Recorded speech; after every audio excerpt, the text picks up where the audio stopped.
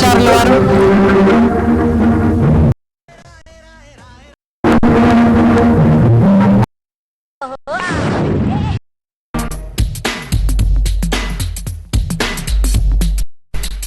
జయంతి సందర్భంగా మన కమాండర్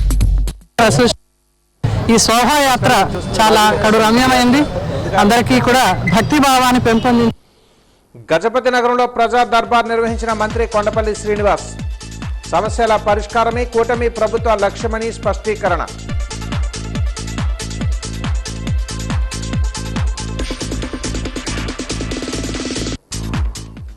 విశాఖ ఉక్కు ప్రైవేటీకరణను ఉపసంహరించుకున్నట్లు కేంద్ర ప్రభుత్వం పార్లమెంట్లో ప్రకటించాలి. విశాఖ ఉక్కు పరిరక్షణ సమితి నేత రామస్వామి డిమాండ్.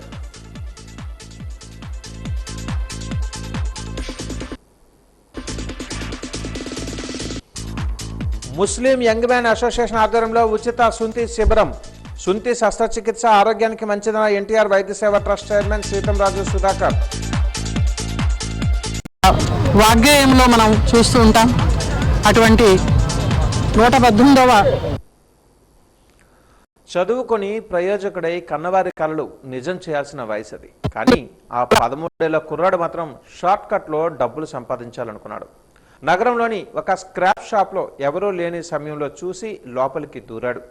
చుట్టుపక్కల ఎవరైనా చూస్తున్నారని ఒక్క క్షణం ఆగి అంతా సేఫ్ అనుకున్నాక నేరుగా గల్లాపెట్టి వైపు వెళ్ళాడు. క్షణాల్లో అందులోని నోట్ల కట్టలను చేత్తో తీసుకొని పక్కా ప్లానింగ్తో జేబుల్లో సర్దేసుకొని ఏమీ తెలియనట్లు అక్కడి నుంచి జారుకున్నాడు. షాపు యజమాని ఇచ్చిన ఫిర్యాదుతో సీన్లోకి ఎంట్రీ ఇచ్చిన పోలీసులు చుట్టుపక్కల ఉన్న సీసీ కెమెరాలను జల్లెడపట్టారు. నిఘా నేత్రానికి దొరికిపోయిన ఆ చిన్నారి దొంగ విజువల్స్ చూసి పోలీసులే షాక్ అయ్యారు. ఫుటేజ్ ఆధారంగా బాలుడిని ట్రేస్ చేసి ఆధీనంలోకి తీసుకున్నారు.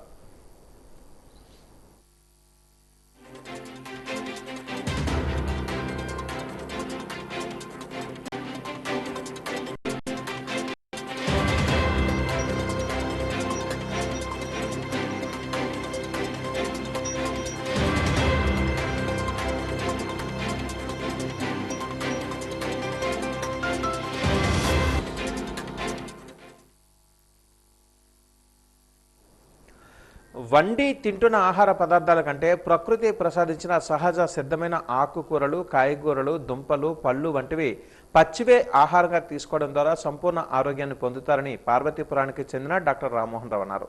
తన వద్దకు వచ్చిన పేషెంట్లకు తాను పచ్చి కూరగాయలు, పండ్లు, ఆకుకూరలతో తయారు చేసిన అమృతాహారాన్ని పెడుతున్నారని, తద్వారా పేషెంట్లు దీర్ఘకాలిక సమస్యలు సైతం నయమయ్యే సంతోషంగా ఇంటికి వెళ్తున్నారని ఆయన వెల్లడించారు. ఈ అమృతాహారాన్ని ప్రతి ఒక్కరూ సొంతంగా తయారు చేసుకుని డైలీ తీసుకుంటే రోగనిరోధక శక్తి పెరిగి ఎటువంటి రోగాలు పాలవకుండా ఉంటారని డాక్టర్ రామ్మోహన్ రావు వెల్లడించారు.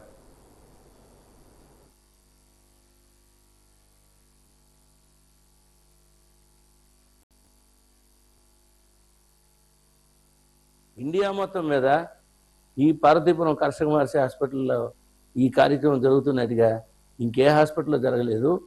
ఒక విషయం చెప్పాలి, అమెరికాలో హార్వర్డ్ మెడికల్ కాలేజీలో ప్రతి హాస్పిటల్లో ఏముండాలి అంటే ఉదయం మొట్టమొదట ప్రతిరోజు ఆడిటోరియంలో వచ్చిన ప్రజలందరికీ, పేషెంట్లు కాదు, పేషెంట్ల వెనకాల వచ్చిన ప్రజలందరికీ ఆహార సూత్రాలు చెప్పి ఆరోగ్యాన్ని పెంచి తర్వాత వైద్యం చేయమని అక్కడ ఆల్రెడీ డిక్లేర్ చేసి అమలు చేస్తున్నారు. ప్రతి హాస్పిటల్లో ఆడిటోరియం ఉండాలి, ప్రజలకు పాఠాలు చెప్పాలి, ఆహార సూత్రాలు చెప్పాలి, రోగాల నుంచి బయటికి రావడానికి సూత్రాలు ఏవేవి ఉన్నాయో అన్నీ చెప్పాలి. చెప్పిన తర్వాత వైద్యం చేయాలి, పేషెంట్లతో ఎక్కువసేపు గడపాలి, మినిమం అరగంట సేపు గడపాలని అమెరికాలో స్టాండర్డ్ రూల్ పెట్టేశారు. టైం పట్టుకున్నా, బాధలు వినకున్నా, మనం ఏకున్నా, ముఖ్యంగా ఆహారం మార్చనుకున్నా వైద్యం అవ్వదు. ఆహారం సపోర్ట్ ఉంటేనే అనారోగ్యాన్ని పారదోలతో కలుగుతాం. ఎన్ని మందులు పెట్టైనా సరే, అది బీపీయా, షుగరా, గ్యాస్ట్రికా లేదా క్యాన్సరా ఏదైనా సరే, ఆహారం మార్చిన తర్వాత వైద్యం చాలా సులువైపోతుంది. ఎట్ ప్రజెంట్ మాకు వైద్యం చాలా సులువైపోయింది. చెయ్యి పట్టుకుంటే బాగుంటుందో లేదో కానీ ఈ ఆహారంతో మాత్రం మాని ఎంత సింపుల్ అయిపోయింది. అందరూ జబ్బులు తగ్గిపోతున్నాయి, హ్యాపీగా వెళ్ళిపోతున్నారు. ఎంత దూరం నుంచి వస్తున్నారు, హ్యాపీగా వెళ్ళిపోతున్నారు. ఇది ప్రపంచాన్ని ఏలుతుందన్న విషయంలో సందేహం లేదు. భారతీయ సంస్కృతిని గౌరవిస్తూ సంస్కృత కళాశాలలో చదవాలనుకునే విద్యార్థులకు ఒక మంచి అవకాశం లభించింది. స్థానిక ఆనంద గజపతి ఆడిటోరియం సమీపంలోని మహారాజా ప్రభుత్వ సంస్కృత కళాశాలలో తెలుగు, సంస్కృతం 5 ఏళ్ల కోర్సుల ప్రవేశానికి దరఖాస్తులు కోరుతున్నట్లుగా ప్రిన్సిపల్ డాక్టర్ జనార్దన్ నాయుడు తెలిపారు. 10వ తరగతి పాస్ అయిన విద్యార్థులు దీనికి అర్హులని అన్నారు. చేరిన ఎస్సీ, ఎస్టీ విద్యార్థులకు ఉచిత వసతి, అగ్రవర్ణ విద్యార్థులకు సింహాచలం దేవస్థానం ట్రస్ట్ ద్వారా భోజన సౌకర్యంతో పాటు దూర ప్రాంతాల వారికి బస్ పాస్ సౌకర్యం ఉంటుందని ఆయన పేర్కొన్నారు.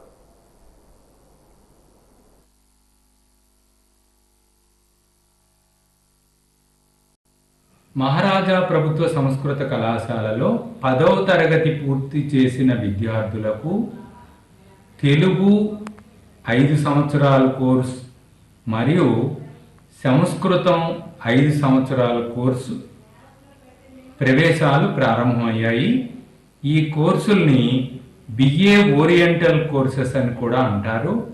5 సంవత్సరాల కోర్సు 10వ తరగతి పూర్తి అవగానే ప్రవేశించి 5 సంవత్సరాలు పూర్తయిన తర్వాత డిగ్రీ చేతి పట్టుకొని వెళ్ళిపోవడానికి అవకాశం ఉంది ఈ కోర్సుల్లో. కాబట్టి ఈ అవకాశాన్ని వినియోగించుకొని 10వ తరగతి పూర్తయిన విద్యార్థులందరూ కళాశాలను సందర్శించి కోర్సుల్లో ప్రవేశం పొందవలసిందిగా తెలియజేయడం అయినది.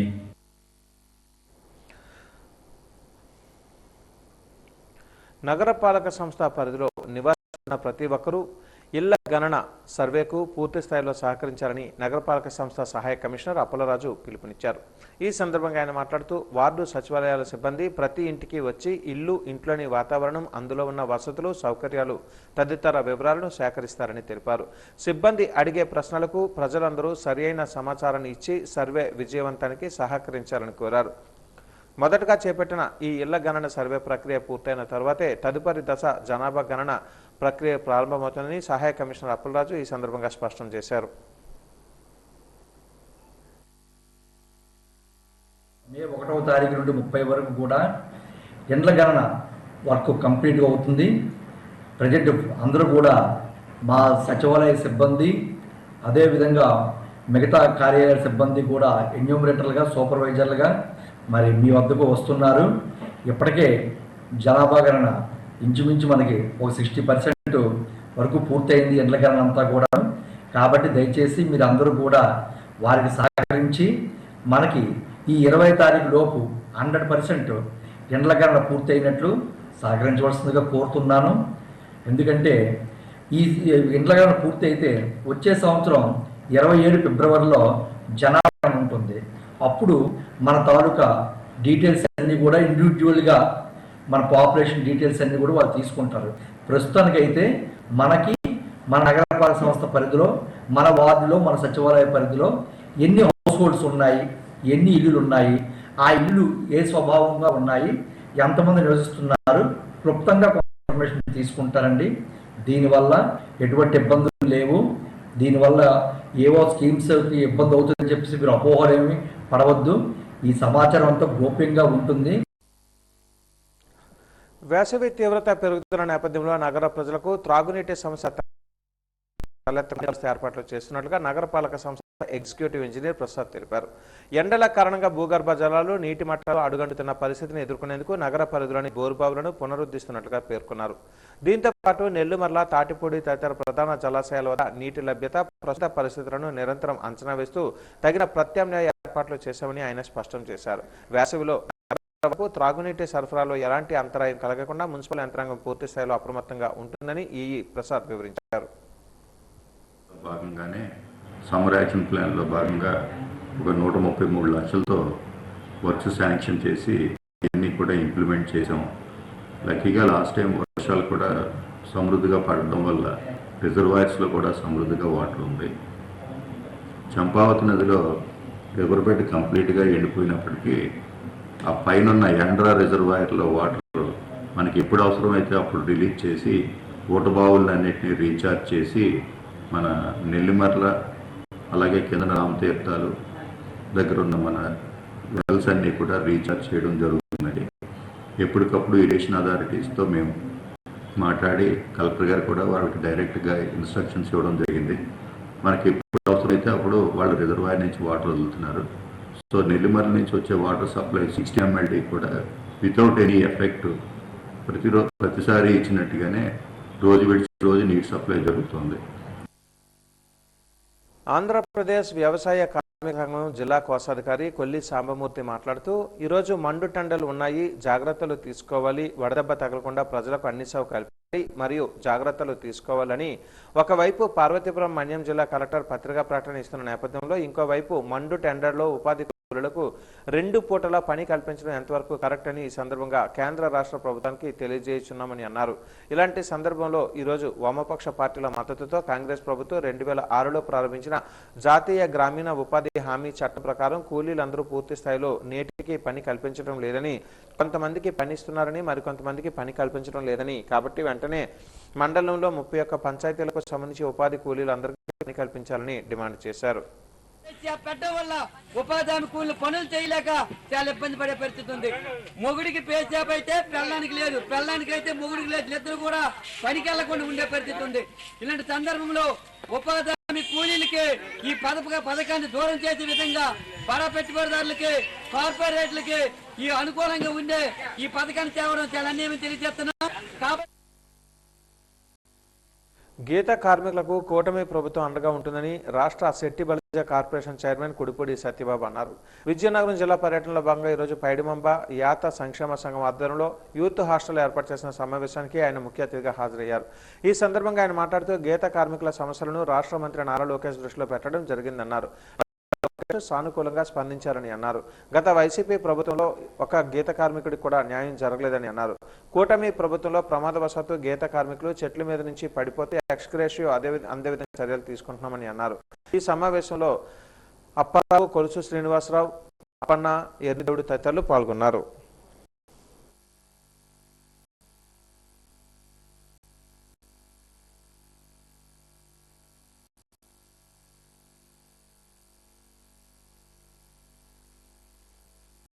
రాబోయే రోజుల్లో ఖచ్చితంగా చెట్టుపై నుంచి పడిపోయిన ప్రతి ఒక్కరికి 10 లక్షల రూపాయల ఎక్స్గ్రేషియో ఇచ్చేలాగా కార్పొరేషన్ చైర్మన్గా నా వంతు నేను ప్రయత్నిస్తానని, అలాగే ఇక్కడ స్థానిక ఎమ్మెల్యే గారు, ఎంపీ గారి దృష్టికి కూడా ఇక్కడ మా వాళ్ళు పడుతున్న కష్టాలను కొంచెం వివరించి రాబోయే రోజుల్లో గీత భరోసా కింద వీళ్ళకి తప్పకుండా 20,000 రూపాయలు ఇచ్చేలాగా, అలాగే ఇంకా చిన్న చాలామంది ఇబ్బంది పడుతున్నారు. ఎందుకంటే ప్రతి గ్రామాల్లో కూడా ఇప్పుడు రియల్ ఎస్టేట్ పెరుగుతున్న తరుణంలో ఈ తాటి చెట్లు కూడా కొట్టేస్తున్నారు. దానికి ఈ తాటి చెట్టు ఇంకా కొట్టకుండా దానికి కూడా జీవో తీసుకొచ్చేలాగా మేము మా పవన్ కళ్యాణ్ గారు పంచాయతీరాజ్ శాఖ మంత్రివర్యులతో ఆయనతో కూడా మాట్లాడి దీని మీద ఒక జీవో తీసుకొచ్చేలాగా మా ప్రయత్నం మేము చేస్తామని, అలాగే ముఖ్యంగా బాగా శ్రీకాకుళం, విజయనగరం జిల్లాలో యాత అనేది చాలా వెనకబడిపోయి ఉన్నారు. వాళ్ళకు కూడా మంచి అవకాశాలు వచ్చేలాగా, ఎందుకంటే గీత కులాల్లో 5 కులాల్లో శెట్టి బలిజ, గౌడ 2 కార్పొరేషన్ చైర్మన్లు వేశారు. రేపు రాబోయే రోజుల్లో యాత, ఈడిగా, శ్రీశైన ఈ 3 కార్పొరేషన్లు కూడా ఇవ్వాలని చెప్పి మొన్న నేను సార్ని కలిసినప్పుడు కూడా లెటర్ ఇవ్వడం జరిగింది. గుమ్మలక్ష్మీపురం మండలం ములిగూడ గ్రామానికి చెందిన పత్తిక సుష్మిత గుమ్మలక్ష్మీపురం కేజీబీవీలో 6వ తరగతి చదువుతుంది. సెలవులకు ఇంటికి వచ్చిన సుష్మిత 4 రోజుల క్రితం తీవ్ర కడుపు నొప్పి, ఆయాసంతో బాధపడుతూ నాటు వైద్యాన్ని ఆశ్రయించారు. పరిస్థితి విషమించడంతో పార్వతీపురం రాజాం జెమ్స్ ఆసుపత్రికి తరలించి చికిత్స అందించారు. చికిత్స పొందుతూ సుష్మిత మృతి చెందింది. నాటు వైద్యంతో పసరమందు సేవించి గుండెలలో రక్తం గడ్డకట్టి చనిపోయినట్లుగా వైద్యులు ధృవీకరించారు.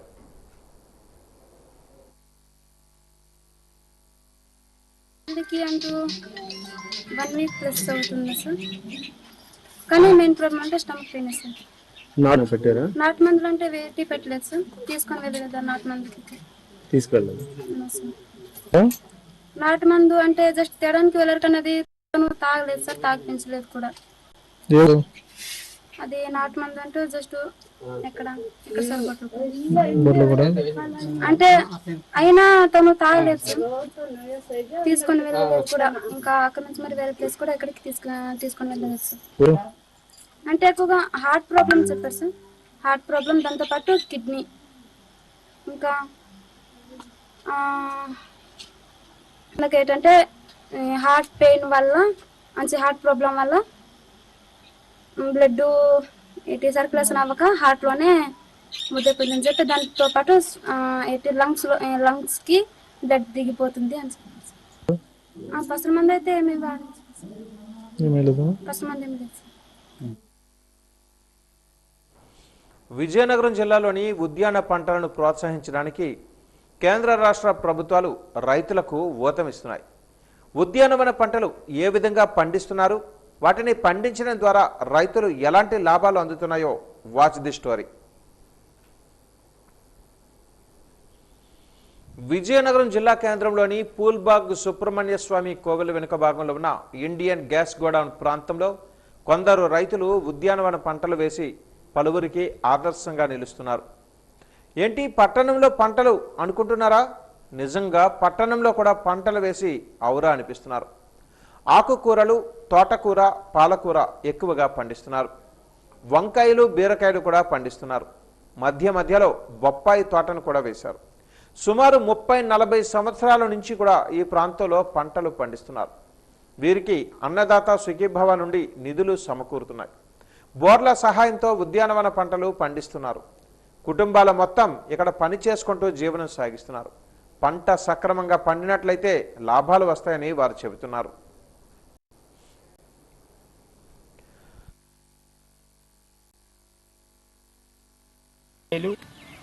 ఆకుకూరలు పండిస్తాం.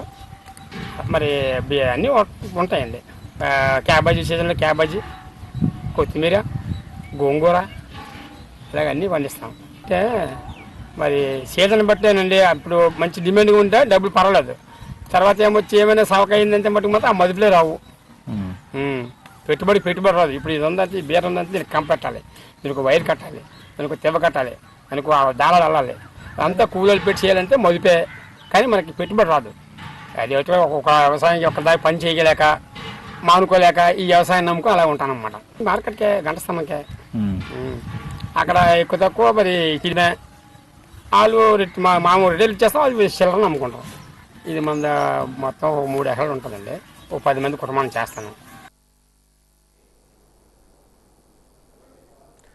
కేంద్ర రాష్ట్ర ప్రభుత్వాలు రైతులను ప్రోత్సహించి రైతులకు మరిన్ని లాభాలు పొందే విధంగా చర్యలు తీసుకోవాలని ఆశిద్దాం.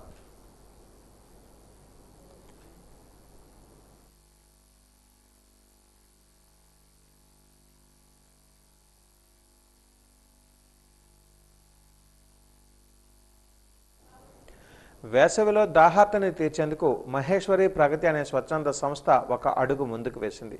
ఎండలో వెళుతున్న వారిని వాహనాలు ఆపి మరీ మజ్జిగను పంపిణీ చేస్తున్నారు ఈ సంస్థ ప్రతినిధులు.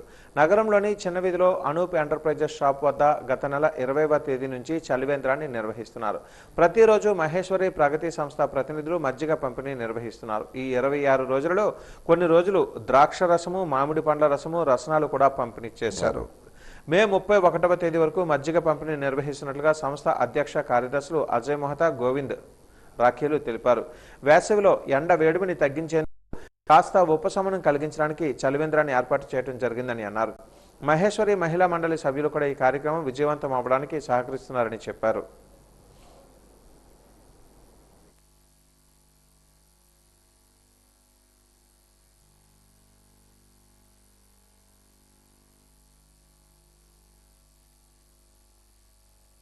ఏప్రిల్ 20వ తారీఖు నుంచి మే 31వ తారీఖు వరకు మన మజ్జిగ పంపిణీ డిస్ట్రిబ్యూషన్ ఏర్పాటు చేసాము.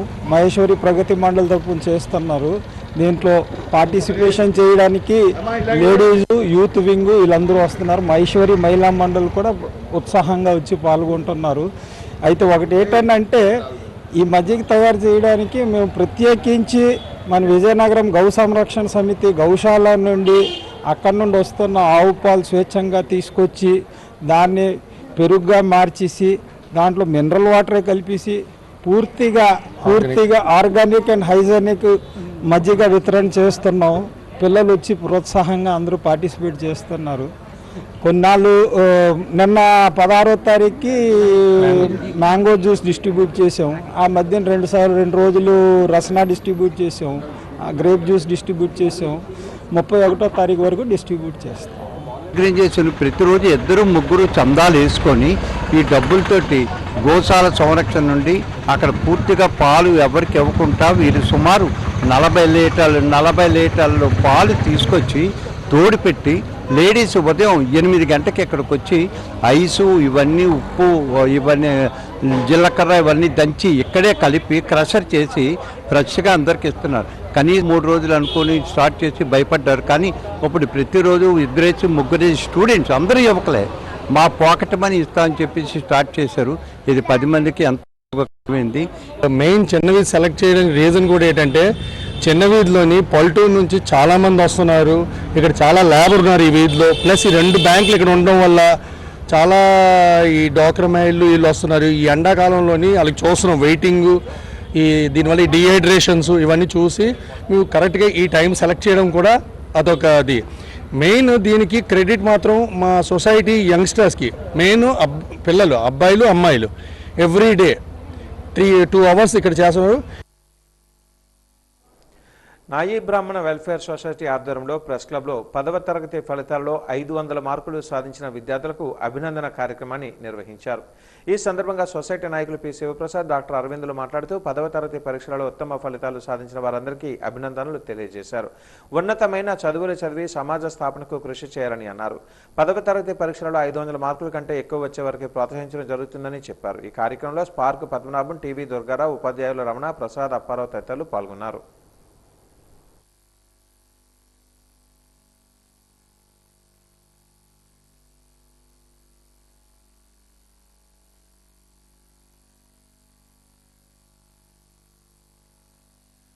జిల్లాలో నాయి బ్రాహ్మణ్ ఎంప్లాయీస్ వెల్ఫేర్ సొసైటీ తరఫున 550 మార్కులు పై వచ్చిన పిల్లలందరికీ కూడా ఈరోజు సత్కార కార్యక్రమం పెట్టుకోవడం జరిగింది. మరి అందులో దానికి సంబంధించి విజయనగరం జిల్లాలో ఉండే ఉద్యోగస్తులు, వ్యాపారస్తులు, డాక్టర్లు, ఇంజనీర్లు అందరూ కూడా ఈ కార్యక్రమానికి సహకరించారు. మరి ఈ కార్యక్రమంలో విద్యార్థులు, తల్లిదండ్రులు చాలామంది ఈరోజు ఇక్కడ హాజరయ్యారు. వాళ్ళందరికీ కూడా ప్రత్యేక ధన్యవాదాలు తెలియజేసుకుంటూ, మీరు భవిష్యత్ తరంలో ఈ దేశ పునాదుల్ని నిర్మించే కార్యక్రమంలో మీరు భాగస్వాములు కావాలని, సమసమాజ నిర్మాణం కోసం మీరు కృషి చేయాలని ఈ సందర్భంగా నేను తెలియజేసుకుంటున్నాను. ప్రతికూల పరిస్థితుల్ని చాలా ధైర్యంగా ఎదుర్కొని ప్రతిభావంతులుగా 10వ తరగతి పరీక్షలో 550 పైచిలకు మార్కులు సాధించినటువంటి నాయి బ్రాహ్మణ విద్యార్థులకి వారిని అభినందించేందుకు న్యూస్ నాయి బ్రాహ్మణ్ ఎంప్లాయీస్ వెల్ఫేర్ సొసైటీ ఆధ్వర్యాన ఈ కార్యక్రమం జరుగుతుంది. పెట్రోల్, డీజిల్ ధరలు పెంచడాన్ని సిపిఐ నాయకులు బొగత అశోక్ తీవ్రంగా ఖండించారు. పశ్చిమ బెంగాల్, తమిళనాడు, అస్సాంలో జరిగిన ఎన్నికలకు ముందు పెట్రోల్, డీజిల్ ధరలు పెంచమని ప్రధాని మోదీ ఇతర బీజేపీ నాయకులు చెప్పారని అన్నారు. ఫలితాలు వెలువడిన వెంటనే పెట్రోల్, డీజిల్ ధరలు పెంచారని ఆరోపించారు. సామాన్యులు పెనుభారం మోపారని, పెట్రోల్, డీజిల్ ధరలను తగ్గించాలని అశోక్ డిమాండ్ చేశారు. 5 రాష్ట్రాల ఎలక్షన్ నేపథ్యంలో 5 రాష్ట్రాల ఎలక్షన్లు ఉన్నాయి కాబట్టి ఆ సమయంలో ప్రతి ఒక్కరు ఈ ఎలక్షన్ అయిపోయిన తర్వాత మళ్ళీ గ్యాస్ ధర కానీ లేకపోతే పెట్రోల్, డీజిల్ ధరలు పెంచేటువంటి అవకాశం ఉంది అని ప్రతిపక్షాలు, వామపక్ష పార్టీలు, అన్ని రాజకీయ పార్టీలు, ప్రజలంటే నరేంద్ర మోడీ గారు ఈ 5 రాష్ట్రాల ఎన్నికల ప్రచారంలో వాళ్ళ మాట నమ్మకండి, మేమైతే ఎట్టి పరిస్థితుల్లో ఈవేళ క్రూడ్ ఆయిల్ ధర చాలా అందుబాటులో ఉంది కాబట్టి వీళ్ళ ధరలు పెంచేటువంటి పరిస్థితి లేదు, పెట్రోల్, డీజిల్ ధరలు పెంచమని చెప్పి ఎన్నికల ముందు చెప్పారు. 5 రాష్ట్రాల ఎలక్షన్ అయిపోయిన వెంటనే ఇవాళ గ్యాస్ ధర మళ్ళీ కమర్షియల్ సిలిండర్ ధరని 1000 రూపాయలు పెంచారు. అలాగే ఈరోజు పెట్రోల్ మీద 3 రూపాయలు, డీజిల్ మీద 3 రూపాయలు పెంచి ఇవాళ ప్రజలపైన తీవ్రమైనటువంటి ఆర్థిక దోపిడీకి దారితీస్తున్నటువంటి నేపథ్యంలో ఏమనంటే ఓ పక్క యుద్ధం జరుగుతుంది, యుద్ధం వలన ఈవేళ పెంచామని చెప్తున్నారు. అసలు మన దేశానికి అక్కడ జరుగుతున్నటువంటి యుద్ధానికి సంబంధం ఏంటి? ఎందుకు ఈ సంక్షోభం ఏర్పడుతుంది? యుద్ధాన్ని ఎందుకు కారణం చూపిస్తున్నారు అని మేము ఇవాళ సిపిఐగా మేము నరేంద్ర మోడీ గారిని ప్రశ్నిస్తున్నాం. అలాగే రాష్ట్రంలో కూటమి ప్రభుత్వం, లోకేష్ బాబు గారికి గుర్తుందో లేదో, ఎన్నికల ముందు పక్క రాష్ట్రంలో పెట్రోల్ ధర చాలా తక్కువ ఉంది, పెట్రోల్ ధర పెరగటం వల్లనే నిత్యావసర సరుకుల ధరలన్నీ పెరిగాయి, పెట్రోల్, డీజిల్ ధరలు పెరగటం వల్లనే వాటి ప్రభావం నిత్యావసర సరుకుల ధరలపైన పడుతుందని చెప్పి కూటమి ప్రభుత్వం అధికారంలోకి వస్తే ఖచ్చితంగా దానిపైన ఉన్నటువంటి పన్ను తగ్గించుకుంటే పెట్రోల్ ధరలు తగ్గించవచ్చు, పెంచినటువంటి ధరలు మేము తగ్గిస్తామని చెప్పి ఈవేళ ఏమో నరేంద్ర మోడీ గారు అక్కడ పెట్రోల్ డీజిల్ ధరలు పెంచితే ఇక్కడ ఆ పెట్రోల్ డీజిల్ ధరల సుంకాన్ని మరింత పెంచి ప్రజలపైన భారం పెంచుతున్నారు. నగరంలోని కొత్త గౌరవీధి రామ మందిరంలో మిమ్స్ ఆధ్వర్యంలో ఉచిత వైద్య శిబిరాన్ని నిర్వహించారు. వైద్య శిబిరానికి విశేషమైన స్పందన లభించింది. ఈ సందర్భంగా మొల్లేటి చిన్నారావు మాట్లాడుతూ రామ మందిరంలో ఎన్నో సేవా కార్యక్రమాలు నిర్వహించడం జరిగిందని చెప్పారు. ఉచిత వైద్య సేవలతో పాటు ఉచితంగా మందులను కూడా పంపిణీ చేసిన మిమ్స్ ఆసుపత్రి సిబ్బందికి కృతజ్ఞతలు తెలియజేశారు. రామాలయంలో సీనియర్ సిటిజన్ సహకారంతో చలివేంద్రాన్ని ఏర్పాటు చేశామన్నారు. అలాగే ఈరోజు అన్నదాన కార్యక్రమాన్ని కూడా నిర్వహించామని చెప్పారు.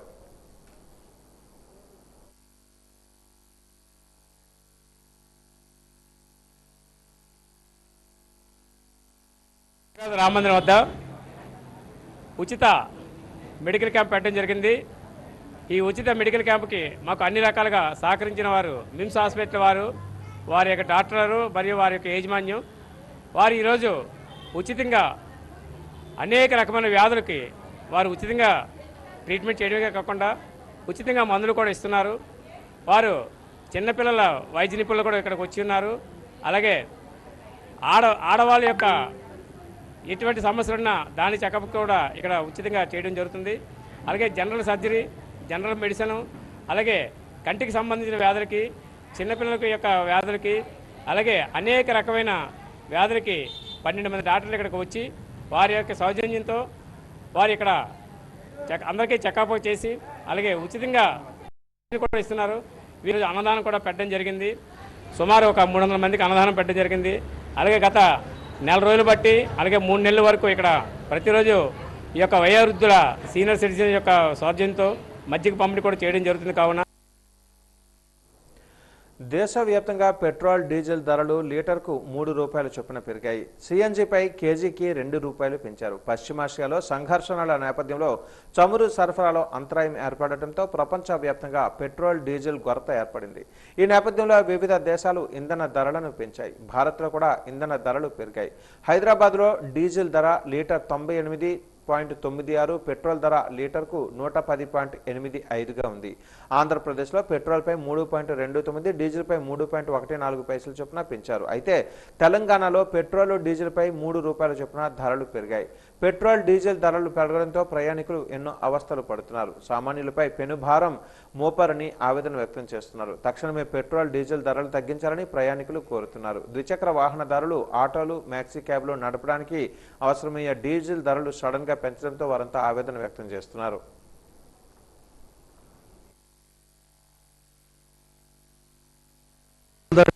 పెరగడం వల్ల చాలా ఇబ్బందిగా ఉందండి. సామాన్య ప్రజలకు కూడా ఈ ధరలు ఒకేసారి 3 రూపాయలు పెరిగిపోవడం వల్ల ఎప్పుడు కూడా 1 రూపాయి, అర్ధ రూపాయి ఇలా పెరుగుతుంది. 3 రూపాయలు పెరగడం వల్ల చాలా కష్టంగా ఉంది. అదేవిధంగా గ్యాస్ కూడా ధరలు అంటే టైంకి ఒక్కొక్కసారి అందకపోవడం, గ్యాస్ వల్ల కూడా చాలా ఇబ్బందిగా ఉంది. అది ఈ విధంగా ప్రజలందరి మీద చాలా భారం పడుతుందని అనుకుంటున్నాను. కష్టాలు కూడా పడుతున్నారండి. పెట్రోల్ కూడా దొరకడం అంటే కష్టం అనిపిస్తుంది. డబ్బులు ఇచ్చినా కూడా పెట్రోల్ కొంచెం మనము తీసుకోవాలన్నా కూడా ఎక్కడికి వెళ్ళాలన్నా మనకు చాలా ఇబ్బందిగా అనిపిస్తుంది. అంటే ఒక్కొక్కసారి ట్యాంకులు పెద్ద పెద్ద ట్యాంకులతో ఉట్టుకెళ్తున్నారు అన్నమాట, దొరకట్లేదు. దొరకకపోయినా కూడా పెరిగిపోయింది. ఈ విధంగా కష్టంగా ఉందండి పెట్రోల్ పెరగడం వల్ల. మనకి యుద్ధం అది జరుగుతుంది కదా సార్, ఆ విధంగా పెరుగుతుంది, అది పెరిగిపోతుందని నేను అనుకుంటున్నాను. అది ఆపితే బాగుంటుందో లేకపోతే ఆగిపోతే అందరూ ఒకేలా చక్కగా ఉండాలని కోరుకుంటున్నాను. ఎలక్షన్ అయిపోయిన తర్వాత పెంచారంటే ఎలక్షన్ ముందు అయితే నార్మల్గా ఓటు భారం మీద పడుతుంది కదా, ఆ విధంగా ఎలక్షన్ అయిన తర్వాత పెంచారని నేను అనుకుంటున్నాను. ఎంపీలకి ఎమ్మెల్యేలకి జీతాలు ఎక్కువ, వాళ్ళు తగ్గించుకుంటే సరిపోతుంది, ఇందులో ఏమీ లేదు సరే. ఈ రేట్లు పెరగడం వల్ల ప్రతి నిత్యావసర వస్తువు మీద కూడా రేటు పెరిగిపోతుంది. రవాణా మీద పడుతుంది దీని తాలకి. ఇది అన్ని రేట్లు పెరిగిపోతాయి సార్. ఈ ఎంత పొదుపు చేసినా ఇప్పుడు పొదుపులో ఏమి ఉండదండి. వాళ్ళు తగ్గించుకుంటే ఏమైనా దేశానికి కొంత మేలు జరిగేటట్టు ఉంటుంది సార్. రైతుకు కూడా, సామాన్యులు కూడా అందుబాటులో ఉంటుంది. వాళ్ళు తగ్గించుకుంటే, వాళ్ళ పొదుపు తగ్గించుకుంటే. ఒక ప్రధానమంత్రి, ముఖ్యమంత్రి లేదా మంత్రులు వస్తే వాళ్ళకి విపరీతమైన సెక్యూరిటీ, వాళ్ళ ఖర్చు అంతాను వాళ్ళు తగ్గించుకుంటే చాలు సార్. ఇంకేమో సార్ వాళ్ళు పొదుపు చేస్తే సార్, వాళ్ళ జీతాలు కోట్ల లక్షల మీద ఉంది. వాళ్ళ జీతాలు అన్ని జీతాలు తగ్గించుకోమని ఎవరు చెప్పడు. వాళ్ళు లక్షల కోట్లు ఖర్చు పెట్టి రేపు ఎన్నికల్లో గెలుస్తున్నారు. వాళ్ళు ఎందుకు ఖర్చు పెట్టి తగ్గించుకోవాలి? ఇది ఒక వ్యాపారంలాగా అయిపోయింది అంతే, ఇంకేం లేదు, పొలిటికల్గా ఏం లేదు సార్. సామాన్యుల కంటే ఎలా పెరుగుతున్నదేమో ఉంది, తగ్గట్లేదు ఇప్పుడు కూడా. తగ్గడం అంటే ఒక రోజు కూడా జరగలేదు కదా. పెరిగినప్పుడు 3 రోజులు 3 రూపాయలు 5 రూపాయలు పెరుగుతుంది, తగ్గేటప్పుడు ₹1 2 రూపాయలే తగ్గిస్తుంది. మీరేం కావాలనుకుంటున్నారు? తగ్గాలని కోరుకుంటున్నాం. సామాన్యుడికి కావాల్సింది తగ్గడం. మీరు ఎక్కడి నుంచి ఎక్కడికి వస్తుంటారు రోజు? మాది ఇక్కడే కలెక్టర్ ఆఫీస్ నుంచి, కేల్పురం నుంచి ఇక్కడికి. ఎన్ని కిలోమీటర్లు తిరుగుతుంటారు? అంటే బయట వర్కులు ఉంటాయి కదా మామూలుగా, డైలీ ఒక 40 కిలోమీటర్స్ అలా అవుతుంది కదా. మనం తిరగడం ఆగదు కదా, పెరగడం వల్ల మనం తిరగడం ఆగదు కదా. మరి దానివల్ల మనకు ఆదాయం తక్కువ వస్తుంది, మరి బడ్జెట్ కూడా పెరుగుతుంటుంది. అది మాట. భోగాపురం గ్రీన్ఫీల్డ్ ఎయిర్పోర్ట్ నిమిత్తం ప్రభుత్వం పాలకులు ఈ ప్రాంతం అభివృద్ధి చెందుతుందని చెప్పడంతో అనేక మంది పేద రైతులు తమ భూములను ఇచ్చారు. అయితే బైరెడ్డిపాలెంలో అప్రోచ్ రోడ్డు కోసం భూములు ఇచ్చిన 20 కుటుంబాలకు 2 ఏళ్లు గడుస్తున్నా ఇంతవరకు 1 పైసా కూడా పరిహారం ఇవ్వలేదు. MOU ప్రకారం కాకుండా తక్కువ రేటుతో బ్యాంకులో వేస్తామని చెబుతూ 2 ఏళ్లుగా కాలయాపన చేస్తున్నారు. ఆ భూమి తప్ప వేరే ఆధారం లేని ఆ పేద కుటుంబాలు, ఆడపిల్లలు ఆదాయం లేక ఎలా బతకాలని సిపిఎం పార్టీ ప్రశ్నిస్తోంది. డబ్బులు ఇవ్వకుండానే నిన్న అధికారులు పోలీసు యంత్రాంగంతో వచ్చి నిరసన తెలుపుతున్న బాధితులపైకి జేసీబీలు, బుల్డోజర్లు ఎక్కించడానికి ప్రయత్నించడం అత్యంత దుర్మార్గమని ఆవేదన వ్యక్తం చేశారు. జనంపైకి బుల్డోజర్లు నడపడమేనా మీ పరిపాలనని ఆగ్రహాన్ని వ్యక్తం చేశారు. తాత ముత్తాతల ఆస్తిని అభివృద్ధి కోసం త్యాగం చేస్తే పోలీసులతో బెదిరించడం అన్యాయమని అన్నారు.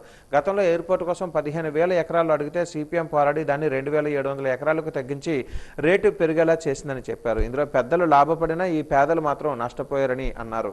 ఎన్నికలలో ఓట్లు వేయించుకుని ఇప్పుడు ప్రజలను నడి రోడ్డుపై వదిలేసిన స్థానిక పెద్దలు, నాయకుల తీరును తప్పుపడుతున్నామని అన్నారు.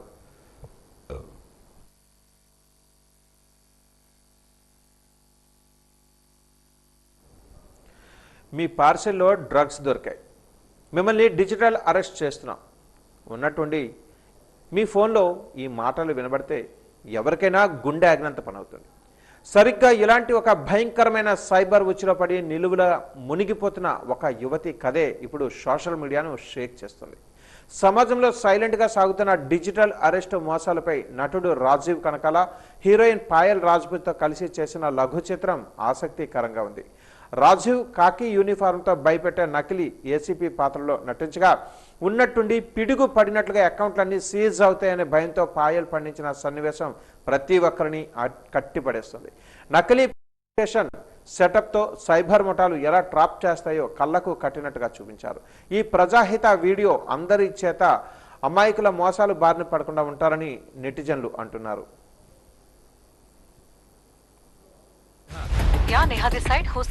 నేను ఏసీపీ అరుణ్ని మాట్లాడుతున్నాను. మీకు సంబంధించిన పార్సల్లో ఫేక్ పాస్పోర్ట్స్ అండ్ డ్రగ్స్ దొరికాయి కాబట్టి మీ మీద నార్కోటిక్ కేసు అయ్యింది. ఈ విషయంలో దయచేసి మీరు కోఆపరేట్ చేస్తారని ఆశిస్తున్నాను. నేను ఏ పార్సల్ పంపించలేదే. 2641 1722 3455 ఇది మీ ఆధార్ నంబరే కదా? అవునండి. మాకు దొరికిన డ్రగ్స్ పార్సల్లో మీ ఆధార్ నంబర్తో పాటు పాన్ కార్డు కూడా అటాచ్ చేయబడింది. వాటితో పాటు మీ అడ్రస్ కూడా ఉంది. సార్, ఇక్కడ ఏదో పొరపాటు జరిగింది. ఇందులో నాకేం సంబంధం లేదు. దయచేసి మీరు ఇన్వెస్టిగేషన్ చేయండి ప్లీజ్ సార్. ఏం జరిగిందో ఎలా జరిగిందో మాకు తెలియదు, మాకు అనవసరం. మిమ్మల్ని డిజిటల్ అరెస్ట్ చేస్తున్నాం. కొద్ది నిమిషాల్లో మీ బ్యాంక్ ఖాతాలన్నీ సీజ్ చేయబోతున్నాం. డిజిటల్ అరెస్ట్ అంటే అకౌంట్స్ అన్ని సీజ్ చేస్తే మేము చాలా ప్రాబ్లమ్స్ ఫేస్ చేయాల్సి వస్తుంది. ప్లీజ్ సార్, కొంచెం కన్సిడర్ చేయండి సార్. సరే, మీ ప్రాబ్లం నాకు అర్థమైంది కాబట్టి కొద్దిగా రిస్క్ అయినా మీకు హెల్ప్ చేయగలను. చెప్పండి. నేహా గారు, మేము డిపార్ట్మెంట్ తరఫున ఒక టెంపరీ అకౌంట్ నంబర్ పంపిస్తాను. ఆ అకౌంట్కి మీ ఖర్చులకు సరిపోయేంత 5 లక్షలు 10 లక్షలు అందులో డిపాజిట్ చేసుకోండి. ఆ పని ఎంత తొందరగా చేసుకుంటే అంత మంచిది మీకు. ఈ అకౌంట్ ఏ క్షణంలో అయినా బ్లాక్ చేయొచ్చు. మీ అకౌంట్ సీజ్ అయినాక మేము ఎలాంటి హెల్ప్ చేయలేం మీకు. సార్, గజపతి నగరం నియోజకవర్గ పార్టీ కార్యాలయంలో ప్రజా దర్బార్ కార్యక్రమాన్ని రాష్ట్ర మంత్రి కొండపల్లి శ్రీనివాస్ నిర్వహించారు.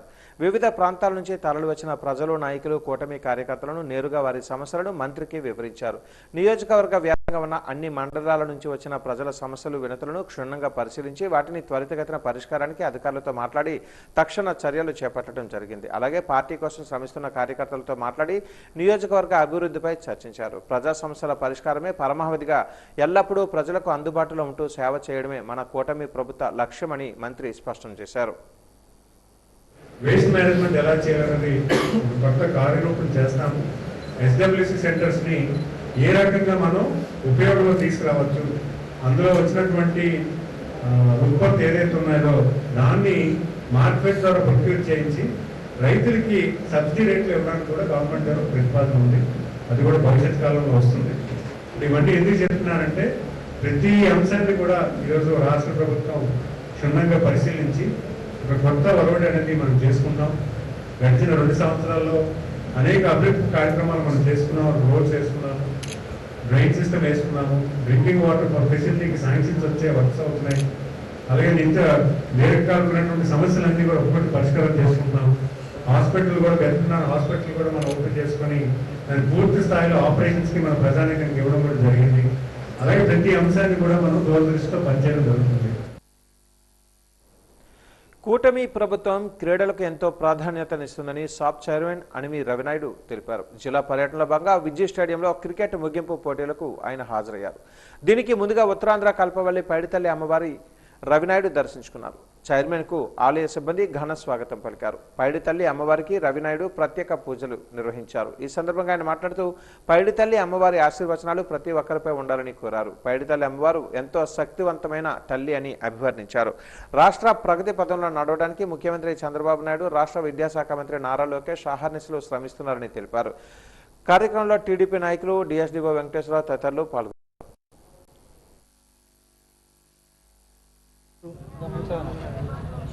విజయనగరం పట్టణంలోని విజయ్ స్టేడియంలో నిర్వహిస్తున్న ఏదైతే క్రికెట్ టోర్నమెంట్ ఉందో అదేవిధంగా సమ్మర్ క్యాంప్స్ ఉన్నాయో వాటి సందర్శనలో భాగంగా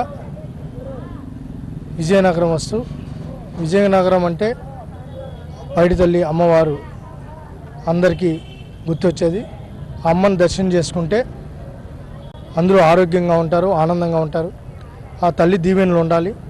ఈరోజు విజయనగర ప్రాంతమే కాదు, ఈ ఉత్తరాది ప్రాంతమే కాదు, ఈరోజు ఈ తల్లి దగ్గరికి వచ్చి వారి యొక్క బాధ అయినా వారి యొక్క కోరికైనా చెప్పుకుంటే నెరవేరుతుందనేది ఆనవాయితీగా వస్తుంది.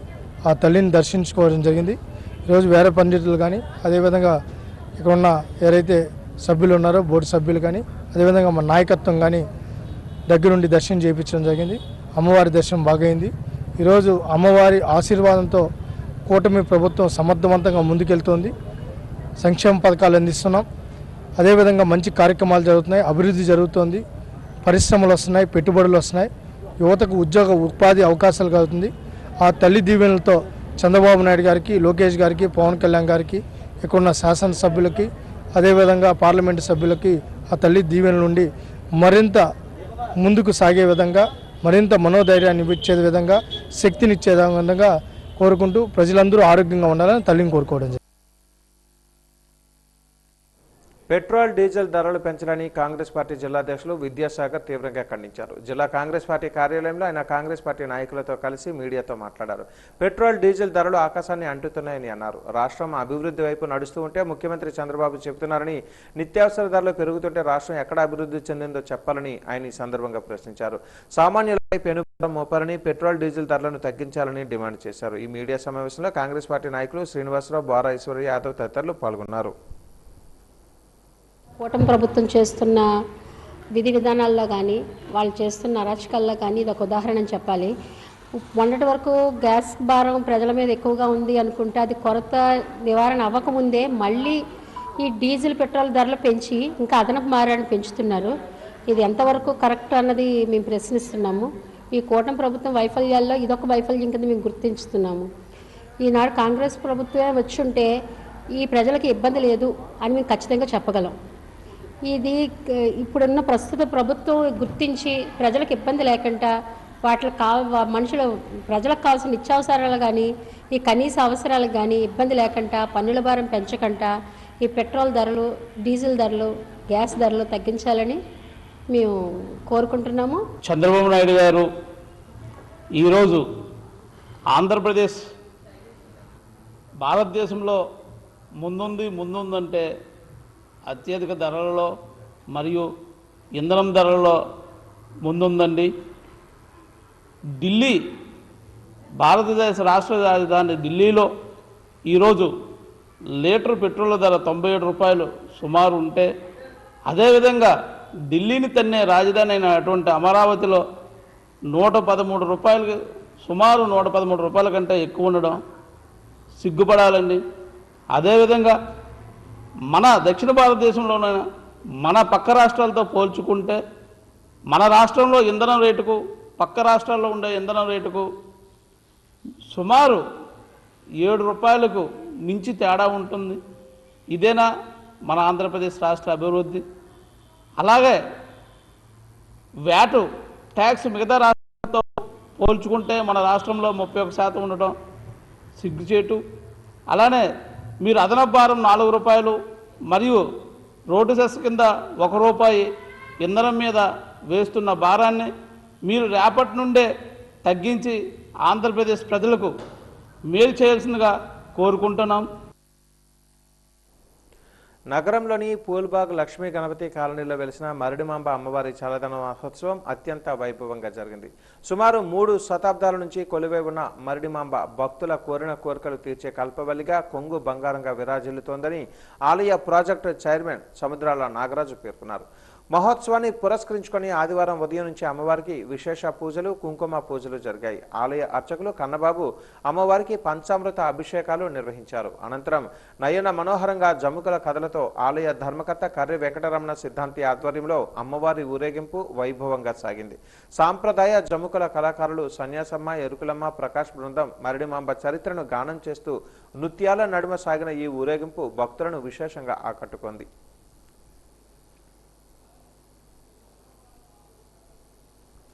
బంగారు తల్లి మరిడిమాంబ ఉత్సవాలు మన గురువుగారైనటువంటి శ్రీ కర్రి వెంకటరమణ సిద్ధాంతి గారి ఆధ్వర్యంలో ఈ యొక్క లక్ష్మీ గణపతి కాలనీ, సాయినగర్, జగదాంబానగర్, కొత్తపేట ఈ ఏరియాల్లో వెలిసినటువంటి అమ్మ గత 300 సంవత్సరాల క్రితం నుంచి ఈ అమ్మ ఇక్కడ వెలిసి ఉన్నారు.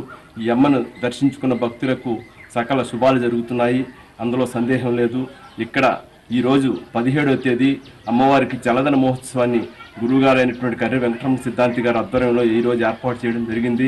ఇప్పుడు మహిళలంతా కూడా సామూహికంగా వచ్చి అమ్మవారికి ముర్రాటతోని వేపకొమ్మలతో ఉన్నటువంటి ముర్రాటని అమ్మవారికి సమర్పించుకొని ప్రత్యేక అభిషేకాలు జరిపించి ఇక్కడ మన పూజారి గారు ఉన్నటువంటి కన్నబాబు గారి ఆధ్వర్యం చక్కగా ఈ కార్యక్రమం జరుగుతుందని భక్తులు 50 మంది విచ్చేసి అమ్మవారి కార్యక్రమంలో పాల్గొని అమ్మవారి యొక్క కృపకు పాత్రులు కాగలరని ఆశిస్తూ అమ్మ ఆశీస్సుల అనుగ్రహాన్ని పొందగలరని చుట్టుపక్కల ఉన్న వాళ్ళందరికీ ప్రజలందరికీ కూడా విజ్ఞప్తి చేస్తూ అమ్మవారు ఆశీస్సుల అనుగ్రహం కోసం అందరూ వచ్చి చక్కగా అమ్మ ఆశీస్సుల అనుగ్రహాన్ని పొందగలరని ప్రార్థిస్తూ ఈ లక్ష్మీ గణపతి కాలనీ పూల్బాగ్లో మరిడిమాంబ దేవాలయం గత 300 సంవత్సరములుగా నెలకొని ఉంది.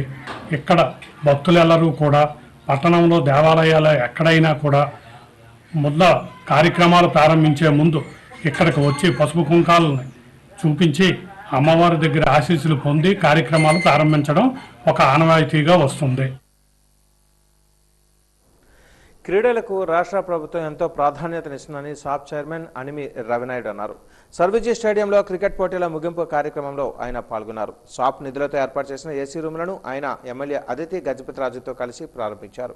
అనంతరం వేసవి శిక్షణ శిబిరంలో కూడా పాల్గొన్నారు. ఈ సందర్భంగా ఆయన మాట్లాడుతూ క్రికెట్ క్రీడాకారులు జాతీయ, అంతర్జాతీయ స్థాయిలో బాగా రాణించారని ఆశిస్తున్నానని అన్నారు.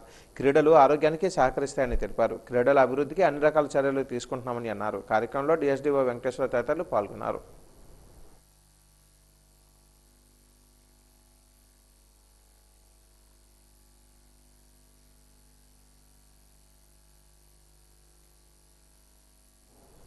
విశాఖ నగరానికి చెందిన సీనియర్ న్యాయవాది ఎస్వి రమణ మహిళా కోర్టు 6వ అడిషనల్ డిస్ట్రిక్ట్ సెషన్స్ జడ్జిగా కోర్టులో పబ్లిక్ ప్రాసిక్యూటర్గా నియమితులయ్యారు. ఈ సందర్భంగా అతని మిత్రులు, అభిమానులు, మహిళా, దళిత, ఆదివాసీ ప్రజా సంఘాలు డాబా గార్డెన్స్ అల్లూరి విజ్ఞాన కేంద్రంలో ఆత్మీయంగా సత్కరించుకున్నాయి. ఈ సందర్భంగా సన్మాన గ్రహీత రమణ మాట్లాడారు. ఈ అభినందన సభను బాధ్యతగా స్వీకరిస్తున్నానని అన్నారు. ఉమ్మడి విశాఖ జిల్లాలో ఈ మహిళా కోర్టు ప్రత్యేక స్థానం ఉందని, అన్ని పోలీస్ స్టేషన్లలో పరిధిలోని మహిళలపై జరిగే అన్యాయాలపై తీర్పు చెప్పే కోర్టు ఇదే అని తెలిపారు. న్యాయం కోరి వచ్చిన వారిని నిస్వార్థ సేవలు అందించి తద్వారా ప్రభుత్వానికి మంచి పేరు తీసుకుని వస్తానని హామీ ఇచ్చారు. భీమసేన అధ్యక్షులు రవి సిద్ధార్థ మాట్లాడుతూ 15 ఏళ్ల పాటు దేశ రక్షణలో నిర్విరామంగా సేవలు అందించి ఆ తర్వాత 30 ఏళ్లు న్యాయవాద వృత్తిలో అట్టడుగు వర్గాల ప్రజలకు చేసిన సేవలను గుర్తించిన ప్రభుత్వం రమణను పబ్లిక్ ప్రాసిక్యూటర్గా నియమించడం సంతోషదాయకమని అన్నారు. ఈ కార్యక్రమంలో అంబేద్కర్ మెమోరియల్ సొసైటీ అధ్యక్షులు బొడ్డు కళ్యాణరావు కూడా పాల్గొన్నారు. ఆంధ్రప్రదేశ్ ప్రభుత్వం ఆయన చేసినటువంటి అమోఘమైనటువంటి సేవలను గుర్తించి ఆర్వా సెషన్స్ కోర్టుకు అడిషనల్ పబ్లిక్ ప్రాసిక్యూటర్గా నియామకమైన శుభ సందర్భాన మరియు వారి మిత్రులు, స్నేహితులు, అభిమానులు, అనేక సంఘాల ప్రతినిధుల ఆధ్వర్యంలో ఈరోజు వారికి అభినందన సభ ఏర్పాటు చేయడం మేము అభినందన సభ చేసుకున్నట్లుగా ఫీల్ అవుతూ మేమందరం చాలా సంతోషంగా హృదయపూర్వకంగా నిర్వహిస్తున్నాం. ఈ అభినందన సభని నేను బాధ్యతగా స్వీకరిస్తున్నాను. గత 30 ఏళ్లుగా నేను న్యాయవాది వృత్తిలో ఉన్నాను. 15 ఏళ్ళు ఇండియన్ నేవీలో సబ్మెరైనర్గా కూడా పనిచేశాను. ఆ అనుభవాన్ని నేను తీసుకొని గత 30 ఏళ్లుగా మా ఈ సోదరులందరి సహకారంతో నాకు తగ్గ సేవలు నేను సమాజానికి అందించాను. అయితే నా 30 ఏళ్ల సర్వీసు అనంతరం నాకు ఈ కొత్త బాధ్యత ప్రభుత్వం కల్పించింది. ఇది ఒక వరంగానే స్వీకరించాలి. ఎందుకంటే విశాఖపట్నం జిల్లా మీకు తెలుసు చాలా పెద్దది. దీంట్లో ఉమ్మడి జిల్లాలో ఈ మహిళా కోర్టుని ఒక ప్రత్యేక స్థానం ఉంది. మహిళా కోర్టు అనేది ఏంటంటే అది మహిళా కోర్టు కమ్ 6th అడిషనల్లో డిస్ట్రిక్ట్ అండ్ సెషన్ కోర్టు. ఈ కోర్టు పరిధి ఏంటంటే మొత్తం ఉమ్మడి జిల్లాలో ఉన్న అన్ని పోలీస్ స్టేషన్ పరిధిలో ఏవైతే ఆడవాళ్ళకి వ్యతిరేకంగా అంటే ఆడవాళ్ళ బాధితులకు వాళ్ళ జరుగుతున్న అకృత్యాల మీద అయితేనేమి, వాళ్ళ జరుగుతున్న అన్యాయాలు అయితేనేమి కానీ తీర్పులు చెప్పే ఒకే న్యాయస్థానం విశాఖ జిల్లాలో మహిళా న్యాయస్థానం. దానికి నన్ను పబ్లిక్ ప్రాసిక్యూటర్గా నియమించినందుకు ముందుగా ప్రభుత్వానికి, మీ అందరి ఆశీస్సులతో వచ్చినందుకు మీకు ధన్యవాదాలు తెలుపుతూ, విశాఖ నగర police commissioner doctor Shankhabrata Bakshi 2వ పట్టణ భద్రతా పోలీస్ స్టేషన్ను ఆకస్మికంగా సందర్శించారు. Traffic, crime, law and order విభాగాలను పరిశీలించారు. ముఖ్యంగా పోలీస్ స్టేషన్కి ఇరువైపులా పారిశుద్ధ్యం అస్తవ్యస్తంగా ఉండడంపై సిఐ దివాకర్ యాదవ్పై సిపి ఆగ్రహాన్ని వ్యక్తం చేశారు. అనంతరం స్టేషన్లో రికార్డులను పరిశీలించారు. స్టేషన్ పరిసరాలను విధిగా ఎప్పటికప్పుడు పరిశుభ్రంగా ఉంచుకోవాలని, ముఖ్యంగా టాయిలెట్స్ను శుభ్రంగా ఉంచుకోవాలని సిబ్బందికి సూచించారు.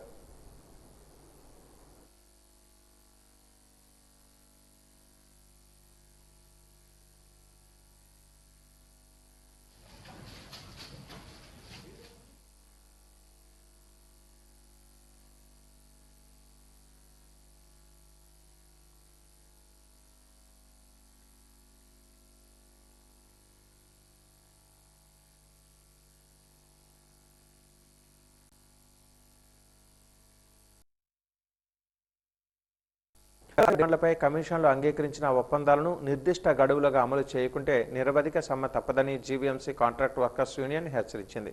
ఈ మేరకు జగదాంబ సిఐటియు కార్యాలయంలో ఏర్పాటు చేసిన మీడియా సమావేశంలో యూనియన్ నాయకులు ఊరుకుటి రాజు, నూకరాజులు మాట్లాడారు. కొత్త కమిషనర్ కేతన్ గార్గ్ ఒప్పంద మినిట్స్ను అమలు చేస్తున్నారని ఆశించామని, వైసీపీ, టీడీపీ పాలకవర్గాలు కార్మికులను మోసం చేశాయని, కౌన్సిల్లో చేసిన తీర్మానాలు నీటి సరఫరా, వెటర్నరీ, పార్కులు, రిటైర్డ్, కారుణ్య నియామకాలు, లోడర్ల వేతనాలు అమలు చేయలేదని తెలిపారు. లోడర్లు బదిలీ, కాంట్రాక్టు, ప్యాకేజీ, డైలీ వేజ్ కార్మికులకు జీవో వేతనాలు, ఈపీఎఫ్లు, ఈఎస్ఐ సెలవులు ఇవ్వకుండా కేవలం 450 రోజుల కూలీ ఇచ్చి కార్మికులను దోచుకుంటుందని మండిపడ్డారు. ఈ నెల 19వ తేదీన కమిషనర్తో చర్చలు ఫలప్రదం కాకపోతే నిరవధిక సమ్మె తప్పదని హెచ్చరించారు.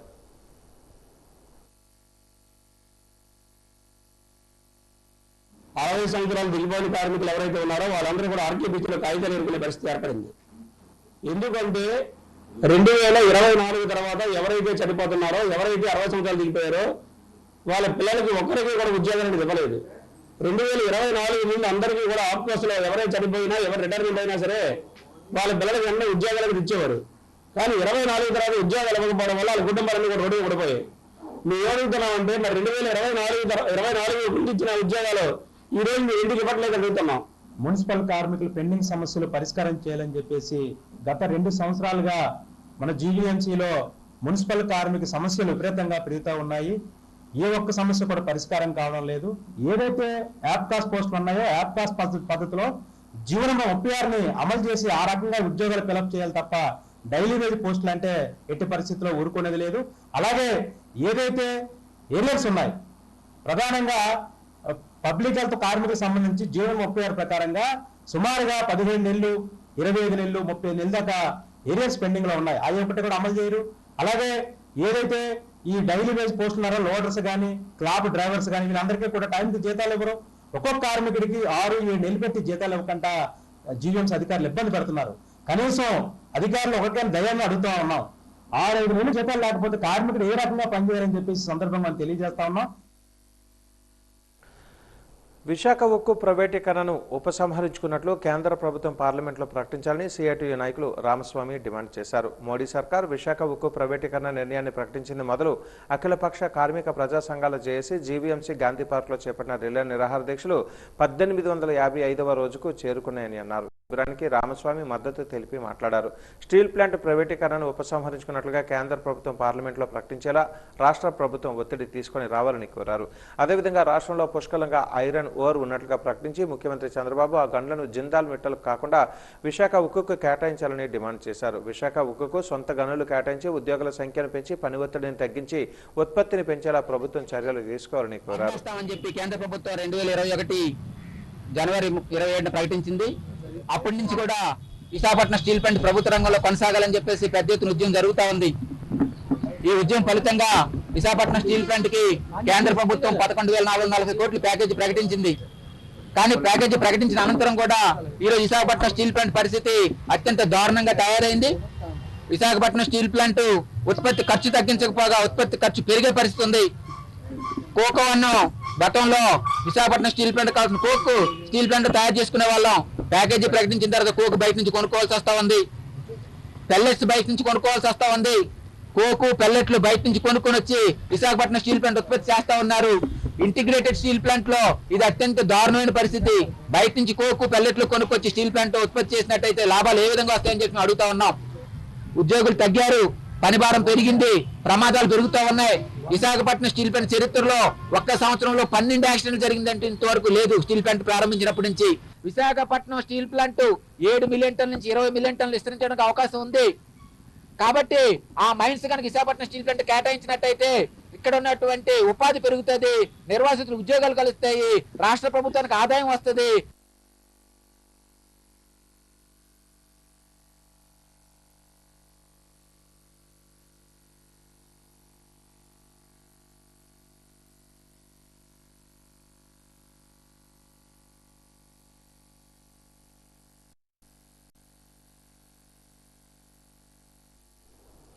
విశాఖ రైల్వే జోన్ గెజెట్ నోటిఫికేషన్లో వెంటనే మార్పులు చేర్పులు చేయాలని, స్థానిక ఉద్యోగాలు స్థానికులకే ఇవ్వాలని ఏపీ ప్రజా సంఘాల అధ్యక్షులు జేటీ రామారావు డిమాండ్ చేశారు.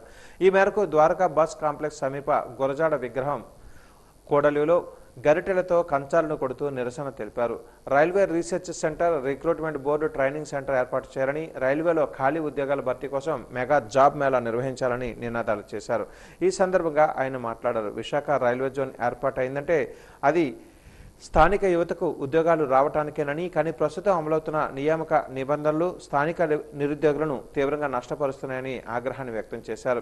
వేరే రైల్వే జోన్లలో ఉద్యోగాలకు దరఖాస్తు చేస్తే 10 సంవత్సరాలు నాన్ లోకల్ అవుతామని, అలా అయితే విశాఖ రైల్వే జోన్ వల్ల ఆంధ్ర యువతకు ప్రయోజనం ఏమిటని ప్రశ్నించారు. విశాఖ రైల్వే జోన్ పేరుతో మోసం చేస్తే ఉద్యమాలు మరింత ఉధృతం చేస్తామని హెచ్చరించారు. ఆకలి కేకలు వినిపించాము.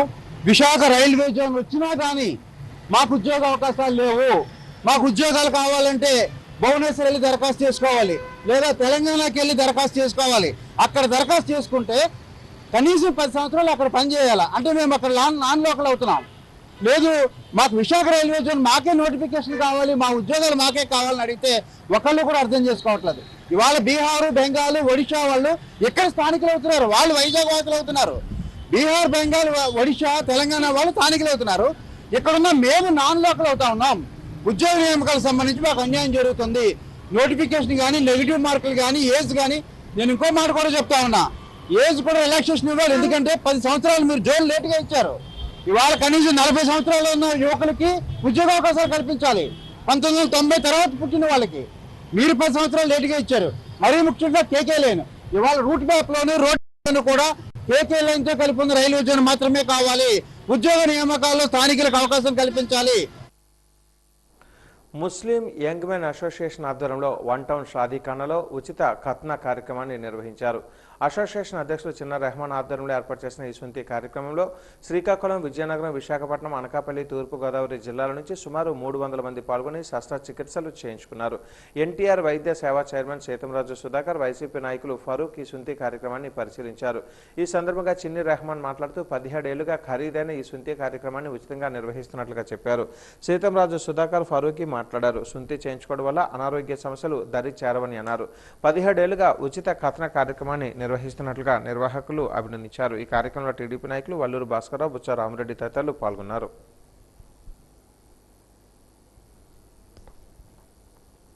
₹5,000 ఒక పిల్లడికి ₹5,000 అవుతుందండి. అది 2 పిల్లలు ఉంటే ₹10,000 కావాలా? వాళ్ళు చేయించుకోకుండా అలాగా సంవత్సరాల క్రితం అలాగ వదిలేస్తున్నారు. అది మేము గమనించి 17 సంవత్సరాల నుంచి మేము ఈ కార్యక్రమం మొదలుపెట్టాం. వందల సంఖ్యలో ఇప్పుడు చాలా వేల సంఖ్యలో వెళ్ళిపోయింది లెక్క మాది. ఎందుకంటే ఇది సాలూరు నుంచి వచ్చారండి, సాలూరు ఘాటీ నుంచి, అలాగే నర్సీపట్నం, విజయనగరం, శ్రీకాకుళం, బెబ్బులి, అనేక విజయనగరం, తుని అనేక జిల్లాల నుంచి ఈ మన క్యాంప్కి ఇవాళ ఉచిత ఖత్నా సుల్తి మెడికల్ క్యాంప్కి రావడం జరిగింది పిల్లల్ని తీసుకొని. ఇది మంచి భారీగా మేఘా అనమాట, చాలా పెద్ద ప్రోగ్రాం మాది Muslim young men association. Young men association Muslim సంఘాలు నిరాటంకంగా 17 సంవత్సరాల నుంచి నిర్వహిస్తున్న వారి తాలూకా సాంప్రదాయబద్ధమైన యువకులకి యుక్త వయసు ప్రవేశించకుండా ముందే చేసే కార్యక్రమాన్ని శ్రద్ధాభక్తులతో నిర్వహిస్తున్నారు. దానిలో భాగంగా మా రెహమాన్ గారు ఆధ్వర్యంలో వారి సూచనల మేరకు, మా హనీఫ్ వీళ్ళందరూ సూచనల మేరకు మరియు వాళ్ళ కోరిక మేరకు ఇక్కడికి రావడం జరిగింది. వాళ్ళందరికీ కూడా శుభాకాంక్షలు. 1 టౌన్ పాత పోస్టాఫీస్ సమీపంలో ఉన్న సుమారు 250 ఏళ్ల ఘన చరిత్ర కలిగిన పురాతన క్వీన్ మేరీ బాలికల ఉన్నత పాఠశాల ఎట్టకేలకు పునరుద్ధరణకు నోచుకుంది. డచ్ మరియు బ్రిటిష్ కాలం నాటి జ్ఞాపకాలను తనలో నిలుపుకున్న ఈ వారసత్వ కట్టడం కాలక్రమేణా శిథిలావస్థకు చేరుకోవడంతో పాటు 2014లో సంభవించిన హుదూహుద్ తుఫానుకు పైకప్పు పెంకులు విరిగి గోడలు పెచ్చులు ఊడి విద్యార్థినులకు ప్రమాదకరంగా మారింది. గతంలో ఆయుధ కర్మాగారంగా కలెక్టరేట్ కార్యాలయంగా సేవలందించిన ఈ భవన ప్రాముఖ్యతను గుర్తించిన అధికారులు ప్రస్తుతం వేసవి సెలవులను పురస్కరించుకుని పాత భవనంతో పాటు అనుబంధంగా ఉన్న నూతన గదులకు మరమ్మతులు చేపడుతున్నారు. నిధుల కొరత, నిర్లక్ష్యం వంటి కారణాలతో గత 10 ఏళ్లుగా అసంపూర్తిగా ఉన్న ఈ పనులు ఇప్పుడు ఊపందుకోవడంతో స్థానికులు మరియు విద్యార్థుల తల్లిదండ్రులు హర్షం వ్యక్తం చేస్తున్నారు.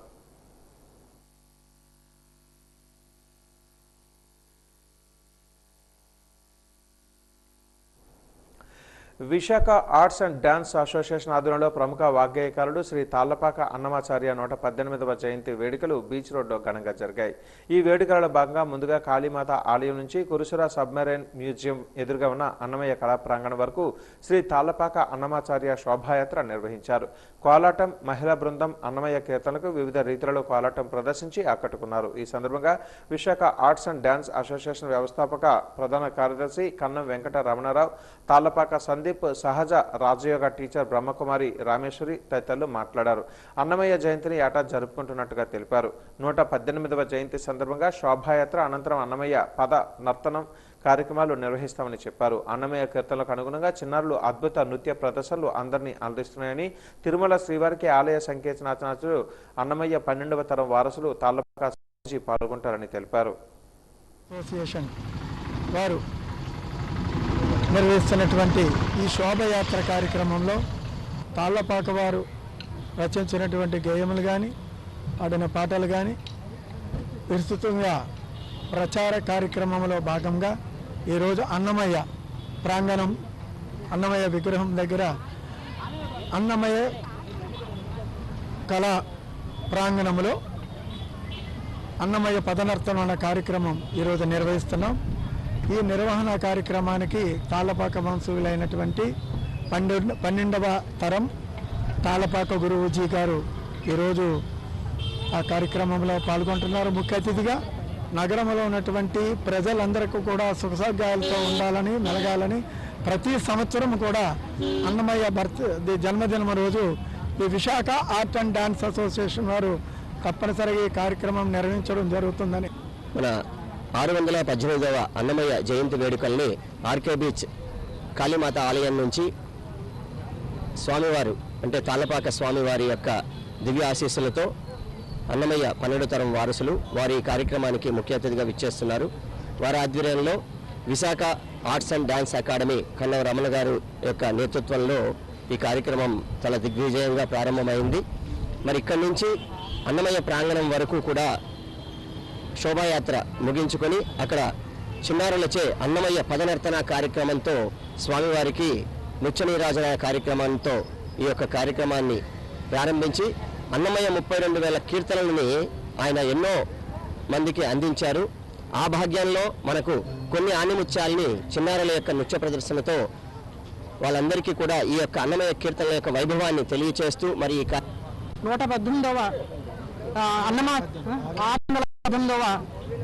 జయంతి అన్నమాచార్యులు గారి జయంతి సందర్భంగా మన రమణరావు గారు తదితరులు డైరెక్టర్స్ యొక్క విశాఖ ఆర్ట్స్ డైరెక్టర్ అసోసియేషన్ వారి యొక్క ఆధ్వర్యంలో నిర్వహిస్తున్నటువంటి ఈ శోభాయాత్ర చాలా కడు రమ్యమైంది. అందరికీ కూడా భక్తి భావాన్ని పెంపొంది. రాష్ట్ర హక్కుల విషయంలో డబుల్ ఇంజన్ సర్కార్ ఎందుకో మౌనం వహిస్తోందని ఏపీ ప్రజా సంఘాల జేఏసీ కన్వీనర్ జేటీ రామారావు ప్రశ్నించారు. కేకే లైన్తో కూడిన విశాఖ రైల్వే జోన్ను ప్రకటించాలని డిమాండ్ చేస్తూ లాసన్స్ బే కాలనీలోని ఎంపీ శ్రీభరత్ క్యాంప్ ఆఫీస్ వద్ద నిరసన తెలిపారు. గెజిట్ నోటిఫికేషన్లో మార్పులు చేర్పులు చేయాలని, railway research centre, recruitment board training centre ఏర్పాటు చేయాలని, రైల్వే ఖాళీ ఉద్యోగాల భర్తీ కోసం మెగా జాబ్ మేళా నిర్వహించాలని నినాదాలు చేశారు. ఈ సందర్భంగా ఆయన మాట్లాడారు. ఒడిశాతో సాఫ్ట్ కార్నర్ ఎందుకని భరత్ను ప్రశ్నించారు. ఆంధ్రప్రదేశ్ ప్రజల హక్కులు, ఉత్తరాంధ్ర ప్రయోజనాలు, గిరిజన ప్రాంతాల భవిష్యత్తు ప్రమాదంలో పడుతున్న కేంద్ర రాష్ట్ర ప్రభుత్వాలు ఎందుకు స్పందించడం లేదని నిలదీశారు. విశాఖ కేంద్రంగా పూర్తి స్థాయి రైల్వే జోన్ ఏర్పాటు, కేకే లైన్ పరిపాలన, ఉద్యోగాలు, పెట్టుబడుల విషయంలో రాష్ట్ర ప్రయోజనాలు నిర్లక్ష్యం చేయబడుతున్నాయని మండిపడ్డారు. ఒడిశాతో యుద్ధమో శరణ్యమో తేల్చుకోవాల్సిన సమయం ఆసన్నమవుతా ఉంది. ఆంధ్రప్రదేశ్ సంబంధించి ప్రతి అంశంలో కూడా ఒడిశా ఆంధ్రప్రదేశ్కి ఇబ్బందిగా మారుతూ ఉంది. వంశధార కానీ, పోలవరం కానీ, నాగవల్లి ఈ ప్రాజెక్టుల మీద ఒడిశా ఆంధ్రప్రదేశ్ మీద సుప్రీంకోర్టులకు వెళ్తూ ఉంది. కొటియా గ్రామాల సమస్య కూడా జటిలంగా మారుతూ ఉంది. గిరిజనుల పరిస్థితి, వాళ్ళ భాషా సంస్కృతి మారుతూ ఉంది. ఆంధ్ర ఒడిశా సరిహద్దులో యుద్ధ వాతావరణం నెలకొల్లినప్పటికీ కూడా ఇక్కడ పార్లమెంట్లో ఆంధ్రప్రదేశ్ హక్కులు కానీ, ఆంధ్రప్రదేశ్ సమస్యలు కానీ, మరీ ముఖ్యంగా కేకే లైన్తో కలిపి ఉన్న రైల్వే జోన్ అంశం కానీ పార్లమెంట్లో మనం గట్టిగా వినిపించాల్సిన అవసరం ఉంది. వాళ్ళు ఎంపీ గారు, కొత్తగా ఎన్నికైన ఎంపీ గారు, వీళ్ళ దృష్టికి ఆల్రెడీ సమస్య ఉంది. వాళ్ళు కేకే లైన్తో కలిపి ఉన్న రైల్వే జోన్ మాత్రమే మాకు కావాలని చెప్పి మేము లెటర్ ఇవ్వడానికి వచ్చాము. గట్టిగా పట్టుకుంటే కేకే లైన్ ద్వారా మనకి రైల్వే జోన్ వస్తుంది ఏంటి, అంతేగాని ఇదే నామకార్థానికి ఇచ్చేశారు, మనకి ఒక 2-3 జోన్లు కల్పించారు అనుకుంటే మాత్రం అది చాలా పొరపాటు. రేపు పొద్దున్న మన పిల్లల భవిష్యత్తు చాలా అన్యాయంగా అయిపోతుంది. ఎందుకంటే ఈరోజు చాలామంది పిల్లలు పీజీలు అవి చదువుకున్న ఉన్నారు, కానీ ఎవరికి కూడా ఉద్యోగాలు లేవు. ఒరిస్సా వాళ్ళకి అందరికీ టీటీలు ఉద్యోగాలు, రైల్వేలోనే మంచి మంచి పోస్టులు వస్తున్నాయి వాళ్ళకి. మనోళ్ళు ఏదైనా పెట్టుకుంటే బాత్రూముల దగ్గర సేపర్గా కానీ, లేదంటే ఆ పరుపులు వేసిన ఉద్యోగాలు అంటే 10,000, 12,000 రూపాయల ఉద్యోగాలు, అది ఏంటంటే 3 నెలలకో 6 నెలలకో లేకపోతే ఒక 1 ఇయర్కో ఒక 2 నెలల జీతం ఇవ్వడం, ఉంటే ఉండండి లేకపోతే మానేయండి, అలాగా పరిస్థితి వస్తుంది. ఇప్పటికైనా సరే మన ఎంపీలు, ఎమ్మెల్యేలు మొత్తం అందరూ కలిపి, రాజకీయ నాయకులు అందరూ కలిపి ఐక్యమత్యం మీద వచ్చి మన జేఏసీతో కలిసి పోరాడితే మళ్ళీ మనకి కేకే లైన్ ద్వారా రైల్వే జోన్ వస్తుందని నేను అనుకుంటున్నాను. వాజా న్యూస్ ఇంతటితో సమాప్తం. నమస్కారం.